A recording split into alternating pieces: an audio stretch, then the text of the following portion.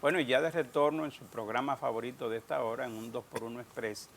Y ayer a mí me tocó participar junto con varios líderes del comercio en la firma de un acuerdo que tuvo don Efraín Toribio del FEDA y Porfirio Peralta de Promipyme y don Efraín, señores, un hombre que yo lo dije ayer aquí, es un hombre muy activo.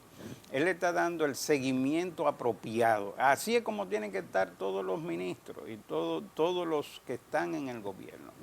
Él tiene un proyecto de colmados para madres solteras, para vender productos, ¿verdad?, a bajo precio. Pero él está en eso y lo va a lograr. Y tiene ahí en el Mercado Santo Domingo un gran local para hacer eso, ¿verdad?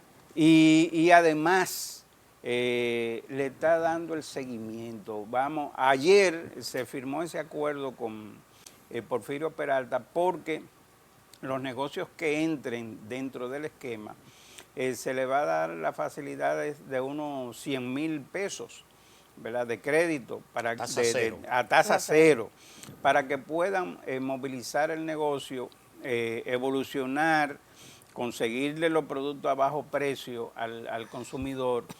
Y eso es lo que hay que hacer, señores. Hay que salir de la denuncia o de los papeles, de la teoría, hay que irse a la práctica. Eso Manuel, escúchame, eso son el acuerdo que se está haciendo cuando él habla de que en 90 días aquí los productos podrían bajar entre un 5 y un 30%. Bajo ese esquema de esa facilidad. Exactamente, de eso es que se trata. Y yo creo que se puede lograr muchísimo más y ampliar de una manera extraordinaria el esquema, porque siempre hemos hablado de un precio justo. Los productores que están desde las 5 de la mañana en su tierra preparando, cultivando, limpiando, cosechando, cuando tienen que vender ya el fruto de su trabajo, lo venden baratísimo. Plátano, él mismo estuvo mencionando de un caso de, creo que de una yautía, un ñame, que costaba el precio al productor a menos de 10 pesos. Y cuando fueron al supermercado, al consumidor, estaba en 38 o 40 pesos. Sí, porque la cadena de comercialización que hay. Entonces, no puede ser que un producto agropecuario tenga una tasa producido aquí de un 300, 400, 500%. Eso es difícil. Entonces, afecta al productor y afecta al consumidor. Ahora, por la cantidad de manos que la pasan cadena de productos, comercialización, que es el gran problema. Y además, aquí hay unas mafias con los temas de los productos agropecuarios, comenzando con el ajo. El ajo, oigan bien, el ajo a nivel internacional está puesto aquí en el puerto a 30 pesos la libra. Sale puesto ahí ya a 30 pesos la libra. Pero aquí se está vendiendo ajo a más de 150 pesos. Yo compré ajo el martes en el Mercado Santo Domingo, que me queda cerca, a 175 pesos la libra. Entonces, pero ¿cómo es posible que el producto cuando hace alrededor de un mes costaba 75 pesos y 70 pesos, que yo lo compraba ahí mismo en esa plaza? Pero eso es en el ajo. Pero si tú te vas a la cebolla, hay un problema ahí. Si tú te vas a la papa, hay otro problema. En todos los diferentes, con la gente de los pollos ya quieren eliminar las granjas pequeñas. Ahora con el tema de los cerdos, el cerdo, el que tiene granja pequeña, ese no puede. Entonces, hay que, señores, o tenemos que hacer, como dice Seara Hatton, ¿verdad?, que pronunció ayer, de que la gente tiene que empoderarse de las cosas. No puede ser que el más grande quiera entrarle a patadas al más pequeño y a tenerlo subyugado. No puede ser. Tenemos que empoderarnos todos, toda la sociedad, como dice él, y yo estoy de acuerdo, porque si no aquí un grupito pequeño quiere inclusive que nuestro país nosotros asumamos Haití. Oigan bien, un grupito minúsculo. Entonces, ¿pero por qué? No puede ser. Entonces, vamos a empoderarnos todos, no hacer protesta por hacer protesta. No, de eso no es que se trata, sino de proteger nuestro negocio. Por ejemplo, los dueños de colmado, que viven matando, robando, le viven haciendo de todo al dueño del colmado, ¿verdad? Tenemos que exigir que trabaja 18 horas. Que tenemos que exigir que nos protejan las autoridades, porque no todos, vamos a decir, son malos. Aparecen algunos que tal vez no hacen las cosas como deben de ser. Don Manoli, pero qué bueno que hay iniciativas como esta del FEDA con la creación de estos colmados, que tengo entendido, creo que se han inaugurado ya como 10. Sí, unos colmados modelos que se inauguraron ahí en la zona de Santo Domingo Oeste.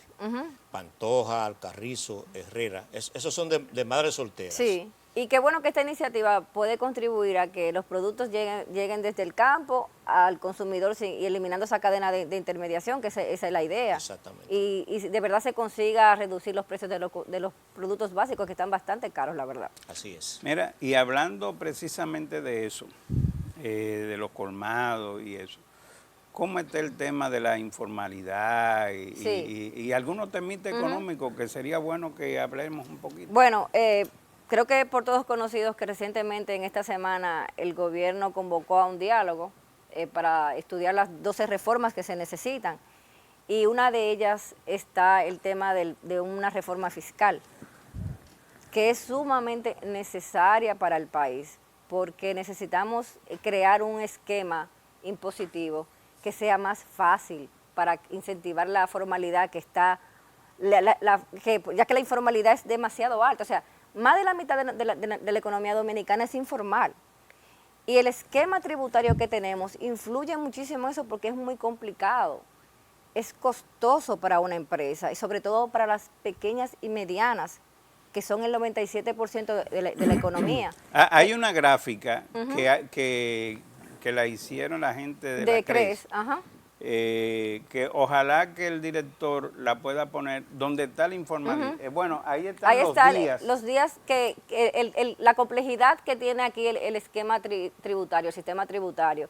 Y nosotros estamos ocupando el segundo país en los países de Centroamérica, el segundo lugar, en el promedio que cuesta, oye, 317 días para que una empresa pueda ponerse al día con el tema de sus impuestos y eso. O sea, un esquema sumamente complejo. O sea, tú tienes que estar en eso. En eso. Una empresa tiene que dedicar más de la mitad de su hora productiva al tema de cómo registrarse para poder tributar y cumplir sus obligaciones fiscales. Entonces, necesitamos que esa reforma fiscal que tanto se ha hablado de hace muchísimo tiempo ya se ponga en práctica para crear un esquema tributario más simple, que fomente más la formalidad, de modo que se puedan aumentar los recursos que necesita el Estado para el sector salud, para educación, para seguridad. Es sumamente importante, y creo que la CRES tiene una muy buena propuesta, tiene un proyecto de ley para ampliar la base, que es sumamente importante, ampliar la base del ITEVI. Claro, y reducirlo, llevarlo de un 18 a un 10, de forma gradual. No todo sería de un golpe, sino eso se haría como en 3 o 4 años. Reducir, ampliar la base, como ya le dije, crear un sistema tributario más simple para que más personas, más empresas se formalicen. También muchos profesionales independientes que hay aquí que generan mucho dinero, pero ese dinero no va al fisco, porque prefieren operar en la informalidad. ¿Por qué? Por lo costoso, por lo traumático que es ser formal aquí. Entonces necesitamos que esa reforma tributaria, ese pacto fiscal, se haga lo antes posible, pero también para transparentar el gasto público, que esa es una de las cosas que esta reforma también va a contribuir, a que haya una mejor transparencia y una mejor distribución del gasto. Mire, yo quiero aprovechar ahí ese tema, Marilis, porque yo no sé qué es lo que está pasando con impuestos internos y los supermercados. Inmediatamente en los supermercados usted va a comprar cualquier producto. La cajera te dice... Que se cree comprobante fiscal. Comprobante fiscal. O sea, eso está a opción de los supermercados. De que tú le digas que sí con comprobante fiscal o si no, que no. Entonces, ¿qué pasa entonces con esos impuestos? Lo que pasa es que todo el mundo no está registrado. O sea, que hay personas físicas y personas jurídicas que ya son empresas. Entonces, ellos tienen que determinar qué persona tiene comprobante fiscal para poder entonces registrar su compra y luego eso sea deducible de los gastos. Pero entonces eso es un fallo de impuestos internos. No. Eso es un dinero que está dejando de entrar al No. Es que hay dos tipos de facturas. Una que es con comprobante fiscal y otra como consumo. Como consumo. Pero entonces, Manuel, ¿dónde van esos impuestos que tú pagas? No, lo que pasa es que te lo cobra. Lo que pasa es que cuando es con comprobante fiscal es porque tú vas a utilizar esa factura para descontar el ITEVI. El ITEVI. ¿Me entendió? Porque tú eres una empresa o un profesional independiente que presta un servicio. Por ejemplo, Multimedios en un 2x1 Express va a comprar gasolina, ¿verdad? Dice, dame una factura con comprobante fiscal. Entonces, esa factura cuando se hace va directamente a la DGI, pero se aplica a esa empresa que se llama Multimedios en un 2x1 Express y que tiene un número de registro fiscal. Entonces, eso va directo. Ahora, si tú vas y tú no quieres registrar ese gasto, ellos te hacen una factura de consumo. De consumo, pura y simplemente, que es una factura normal. Ahora, yo entiendo qué es lo que tú dices. A veces, y eso era algo un poquito viejo, ¿no? De que habían negocios que tenían una doble, y yo no te digo que tal vez no haya, una doble contabilidad. Uno que se aplicaba la renta y otro que era por debajo para evitar el pago de impuestos. Pero eso ya ha ido bajando considerablemente. Mira, hay una gráfica de la CRES, hablando de la CRES precisamente, donde, bueno, esa es la informalidad. Ahí nosotros vemos el nivel de informalidad muy alto que tiene la República Dominicana. Y es que este es un país informal por donde quiera que tú lo veas. Sí, mucha informalidad. Ayer hablamos, por ejemplo, del tema de las propiedades, de los títulos de propiedad, que aquí hay una gran cantidad de viviendas que no tienen ni siquiera título.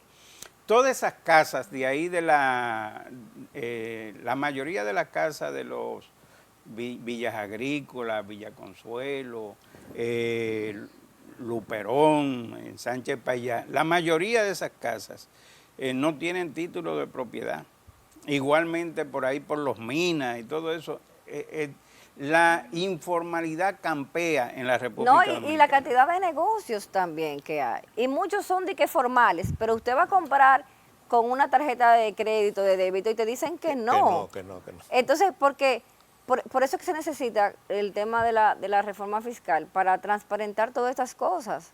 Pero eso para no registrarse, que impuestos internos lo chequeen por esa vía. Porque la gente tiene miedo al sistema. Tenemos que crear un sistema más amigable, que la gente se incentive en pagar impuestos. Sí, pero mira, yo quiero enseñarte una gráfica de la CRES, donde habla precisamente el tema del gasto corriente y del gasto capital. Fíjense la diferencia que hay. Y cómo ha ido creciendo de una manera exorbitante el gasto corriente, y eso es debido a la cantidad de cosas que tiene que hacer el gobierno, de empleados que tiene el gobierno, o sea, eso es imposible mantener ese gasto corriente, y eso es lo que hay que negociar. Por eso la necesidad de la reforma, porque hay que transparentar y ser más eficiente el gasto público. O sea, no podemos tener un gasto corriente tan alto, el gasto de capital, pero y el gasto social. Lo que se necesita, como le decía, para educación, para salud, para seguridad ciudadana. O sea, necesitamos esa reforma lo antes posible. Ya tenemos muchísimo tiempo discutiendo eso. Que yo no sé por qué el gobierno le está dando larga a eso. No, se supone que aquí el sector empresarial se ha mostrado de acuerdo y hay muy buena propuesta. O sea, la CRES tiene un proyecto de ley muy bueno. Amarili, ¿podemos invitar a alguien de la CRES? Vamos a hacer lo posible para saber si el señor DiCaprio o Rolando Martínez quiere acompañarnos para que presenten esta propuesta, que también tienen un proyecto de ley de transparencia fiscal, también, que ayudaría también a cómo controlar el gasto público, cómo debe de ser, transparentar. Porque la verdad es que se necesita. O sea, el gobierno no puede seguir manejándose a base de deudas. Tiene que crear un sistema. De parche, porque te cogen aquí. Sí, y tampoco hacer reformas tributarias que signifiquen un parche. Hay mucha gente que se asusta y dice, bueno, una reforma tributaria, una reforma fiscal, un pacto, y simplemente piensa, no, eso para aumentar impuestos. Y no necesariamente. Se puede ampliar la base, reducir impuestos, fomentar la formalidad, ser más eficiente con el gasto público y vamos a mejorar mucho, vamos a ser más que competitivos. El mismo Luis Abinader está pidiendo 12 reformas diferentes. Sí, 12. Y una de esas es la reforma estructural. Manuel y Amarilis, en este minuto que nos queda, señores, yo quiero presentar esta historia donde Salud Pública está confirmando la variante MUT del COVID-19 en la República Dominicana. Para usted que no se quiere vacunar, para usted que no quiere tomar las medidas de protocolo. Y una cosa, que vea qué puede pasar aquí en el país. Y que esta variante parece que más puede afectar es a los adolescentes y a los niños. Vamos a ver esta historia sobre salud pública. El Ministerio de Salud Pública indicó en su reporte de este miércoles que de 658 muestras tamizadas entre el 25 y el 30 de agosto, 18 resultaron positivas a la variante Gamma identificada en Santiago, Puerto Plata, Santo Domingo y Dajabón.